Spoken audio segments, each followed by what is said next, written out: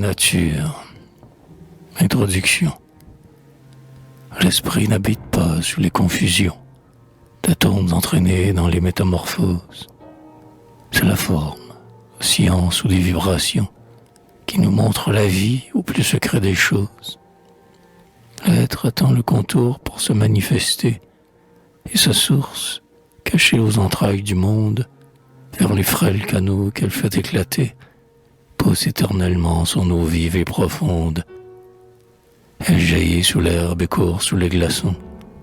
Sève ardente, elle mord l'écorce de la terre, fait monter vers l'azur la splendeur des moissons, soulève la montagne et creuse le cratère. La nature à ses jeux sans nombre s'assouplit. Chaque accident trahit le germe qu'il recèle, et, comme un ruisseau court partout où s'ouvre un lit, l'âme vient habiter chaque forme nouvelle. Une part de cette âme errait dans les tombeaux, fuyant les nœuds rompus de la chair déliée. Un vent mystérieux la prit à ses lambeaux, emportant le secret de la forme oubliée. Mais, dans ces renouveaux étranges, inouïs, cette âme des tombeaux garde, pour la pensée, un souvenir flottant des corps évanouis, comme une empreinte vague et par l'âge effacée.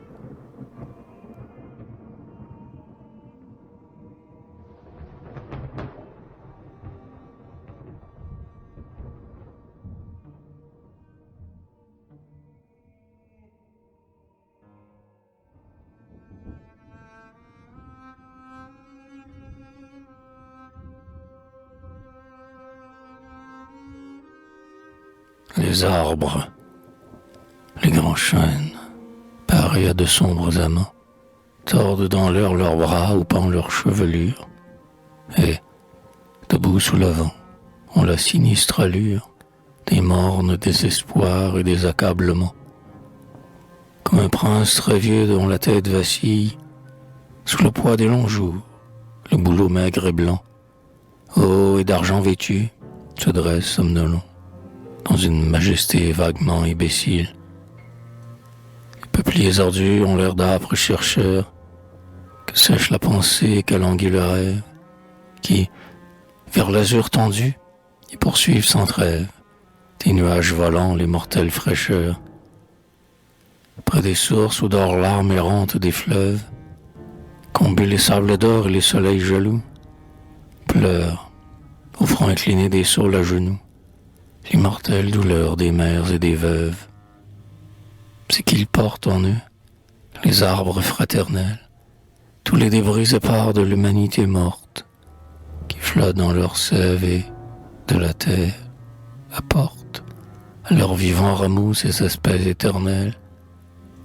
Et, tandis qu'affranchis par les métamorphoses, les corps brisent enfin leur moule passager, l'esprit demeure et semble à jamais se figer dans l'immobilité symbolique des choses.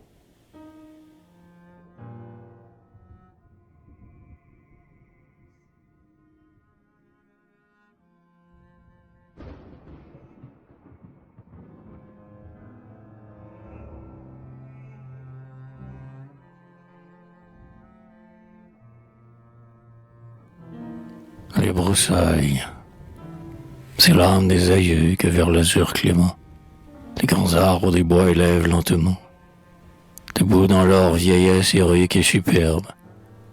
Nos morts, nos jeunes morts, à nous, dorment sous l'herbe. Quelques broussailles, à peine, au feuillage penché, jettent un rameau vivant sur les premiers couchers, et rendent nos regards à l'heure sacrée qui passe, aux rayons du soleil, au ciel de l'espace. Un peu de ce qui fut autrefois notre cœur, et la ronce, pareil au souvenir vainqueur, qui ploie ses liens à toute peine qui dure, cloue à leur vain tombeau cette pâle verdure. Sous cette épine, aussi, ce qui reste de nous, se penche et se déchire et brise nos genoux, et courbe notre front que le deuil rend austère, jusqu'aux embrassements suprêmes de la terre. Mais la terre, sentant ce filial baiser, que sur son sein maudit tout en vient poser, s'émeut prend pitié de nos destins moroses, et, parmi ces buissons, laisse croître des roses, où se respire encore l'âme des bien-aimés, dans le recueillement des longs soirs parfumés. À l'heure où, scintillant comme un pleur sous des voiles, la tristesse des nuits monte aux yeux des étoiles.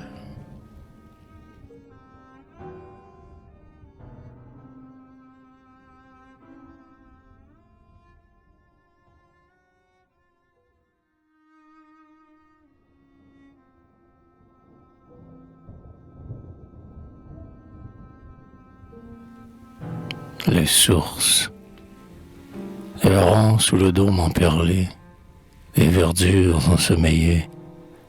Parfois, au sortir des feuillets, l'éclair des sources m'a troublé. L'eau regarde et l'aurore éveille, dans ce regard lent et discret, comme l'étonnement secret d'un jeune esprit qui s'émerveille. Comme en un rêve de candeur, l'eau regarde, et l'étrange flamme des choses qui viennent d'une âme illumine sa profondeur. L'œil des sources est plein de larmes et plein de reproches perdus, et de remords inattendus se reflètent comme des armes. Le long d'un bouclier d'argent, la vie est là qui, solennelle, attend et darde sa prunelle, fixe sur le monde changeant. La vie aux éléments rendus par les héritiers du limon, foule sans yeux, foule sans nom, sous l'éternité descendue.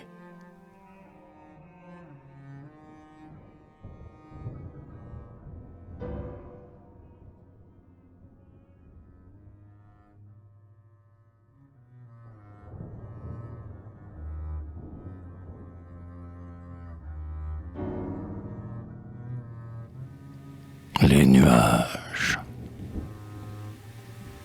du front des sources qui, sans trêve, se lamentent sous les gazons, vers le ciel bleu des horizons. Ils sont remontés comme un rêve, fils des terrestres éléments, et des pleurs éternels de l'onde, plus haut que ces gémissements, ils ont fui par-delà le monde. Et, sous leurs ailes obscurcies, l'azur attristé les emporte. Les nuages, blanches cohortes. Les morts légers passent ainsi.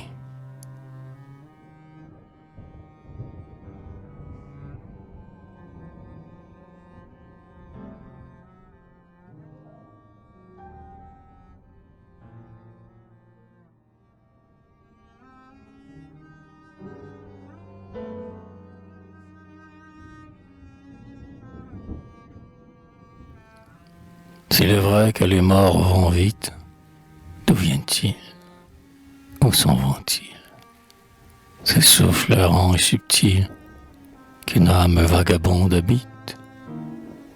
Ah, si vous vivez sans remords, votre douleur fut éphémère, vous qui laissez errer vos morts, ainsi que des enfants sans mère.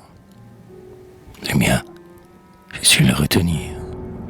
Dans mon cœur, jalouse demeure, où chaque matin je les pleure, pour les empêcher de partir.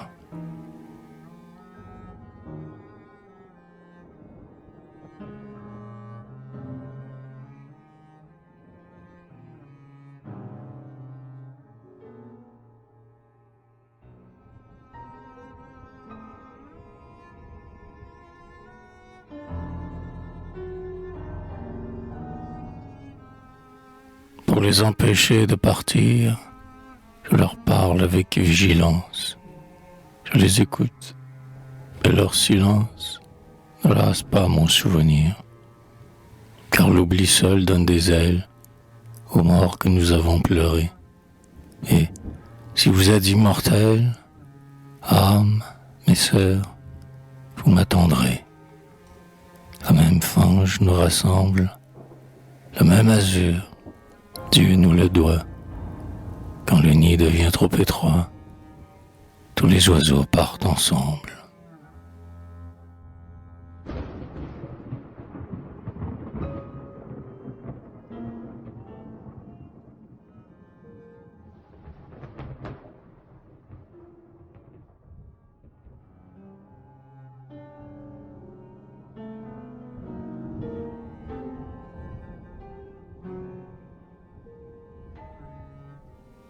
Aux oiseaux vagabonds pareils, les nuages, blanches cohortes, plus haut que l'azur qui les porte, montent-ils vers d'autres soleils? Par-delà les sphères mortelles, rencontrent-ils des cieux plus beaux?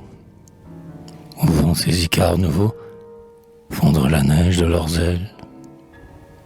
Tristes de l'éternel souci, que font les choses inconnues? Nous poursuivons le vol des nus. Les morts légers passent ainsi.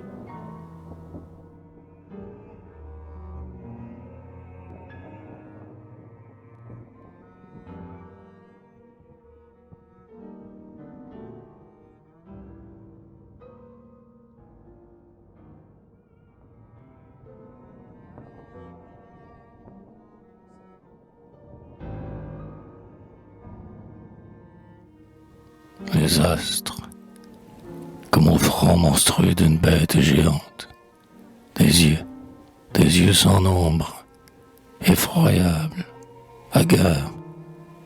Les astres, dans la nuit impassible et béante, versent leurs rayons d'or pareils à des regards, des haines, des amours, tout ce qui fut le monde, vivre dans ces regards obstinés et vainqueurs. Et la bête, sans doute, a broyé bien des cœurs pour que toute la vie en ses yeux se confonde.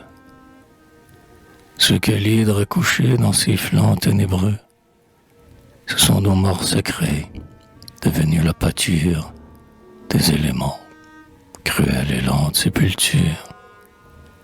L'univers familier qui a mis la dent sur eux, et du sang paternel, et de la chair des justes, et de la chair des beaux, et de la chair des forts, nourris, gorgés, tout plein de l'âme de nos morts, sans brûler en ses yeux leurs passions augustes. Lumière de Vénus, feu pâle et mouvant, rouge et sanglant flambeau que Sirius allume, soleil d'or où l'esprit d'Icare se consume, tous, vous êtes des yeux éternels et vivants. Et la terre, œil aussi, brûlant et sans paupières, sent, dans ses profondeurs, sourdre le flot amer que déroule le flux éternel de la mer, larme immense pondue à son orbe de pierre.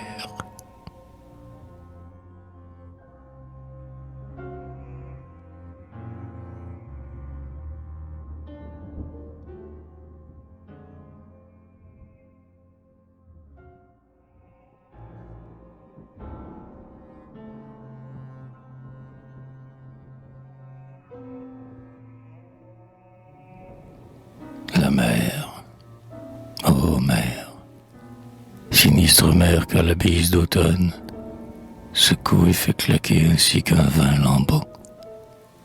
Ô mer, joyeuse mer, magnifique manteau qu'agrafe le soleil au flanc nu de l'automne. Ô mer, sinistre mer dont les gémissements trouble l'esprit nocturne attardé sur les grèves. Ô mer, joyeuse mer qui, pour bercer les rêves, a des bruits de baisers, de chuchotements. Ô mer, sinistre mer, pleine de funérailles. Ô mer, joyeuse mer que peuple un flot vivant, la vie avec la mort en toi semble souvent s'unir pour féconder tes profondes entrailles. Et tu la copiment sous le filtre sacré. Tes renouvellements opèrent son mystère, où viennent se tromper les forces de la terre pour embrasser la forme en faisceau plus serré. Tu le temple obscur de nos métamorphoses, le trésor infini des mouvements divers, dont s'animent les corps épars dans l'univers, et des aspects sans fin que revêtent les choses. Puisque, sans te lasser, l'âpre travail du vent, englouti dans tes flancs de charnel semailles. Ô mer, sinistre mer, plein de funérailles. Ô mer, joyeuse mer que peuple un flot vivant.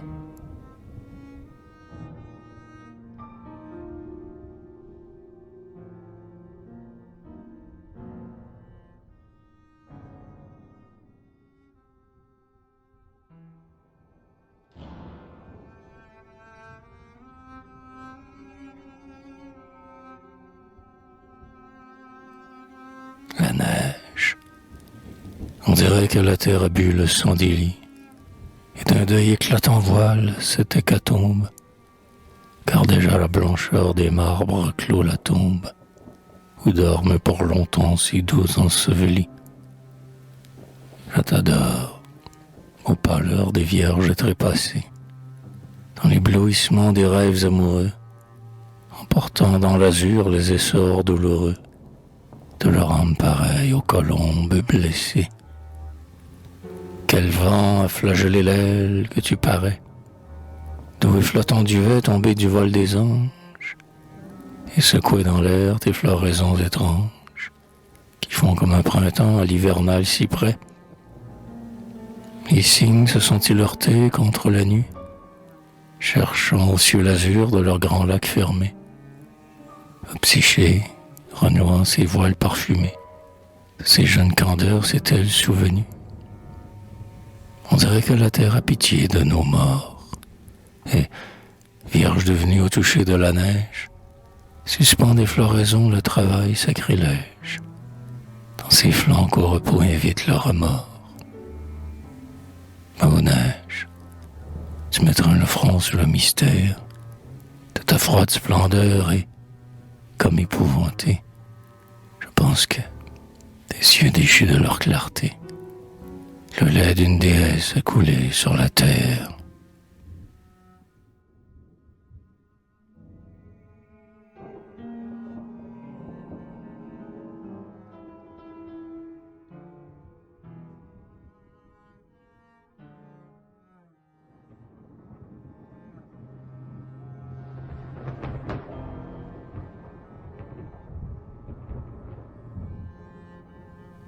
Les voix. Parler, terrestre voix, chant nocturne des choses, des langues à venir, chuchotements lointains, cris des enfantements, cœur des métamorphoses, dernier adieu des morts dont la forme s'éteint, bruit des déchirements sans fin de la matière, sans les plaintifs échos des engloutissements, lente et sourde clameur dont la nature entière dénonce le travail obscur des éléments. Monter dans l'air léger, voix nocturne des tombes, et bercer dans l'azur indifférent des cieux, l'appétit des corbeaux et l'amour des colombes, et les chers souvenirs des cœurs silencieux. Exilés de la joie et de la foule impie, les amis des tombeaux vous écoutent, charmés, chantez l'hymne suprême où leur oreille épie des mots connus, des rythmes aimés. Vous êtes la pitié de celle qui nous tue et dont l'amour tardif nous défend de mourir, et qui, le coup frappé, laisse l'âme abattue regagner lentement la force de souffrir. Vous êtes la pitié cruelle de la vie, et douce cependant qui vit sans remords, cher et tremblant reflet de la flamme ravie, monte dans l'air léger, chant nocturne des morts.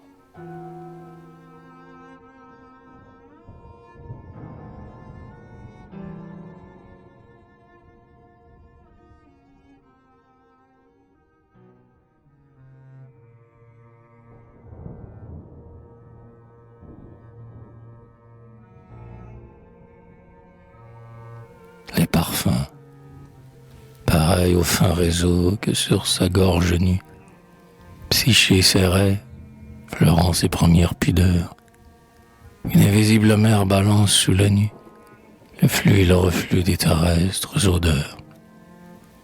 Comme un sein virginal que traverse une haleine de parfums infinis, tièdes et pénétrants, un souffle intérieur a visité la plaine et soulève du sol un cœur d'esprit errant. Tout respire. Les bois sentent courir une âme à leur cime légère et pleine de frissons. Et, comme la chaleur d'une lointaine flamme, les voluptés du soir montent des horizons. Les charnelles senteurs des verdures marines suivent, le long des flots, le spectre de Vénus. Et des grands bœufs couchés, les bruyantes narines, aspirent, dans l'air chaud, des bonheurs inconnus. Tous s'enivrent de boire à la source cachée, où, comme un holocauste éternel et fumant, la vie exhale une âme à la mort arrachée, une âme qui dormait sous l'herbe, obstinément. L'âme des morts sacrés dont la dernière haleine vient atterrer chaque nuit sur les lits odorants, le souffle intérieur qui roule sur la plaine, des parfums infinis, tièdes et pénétrants.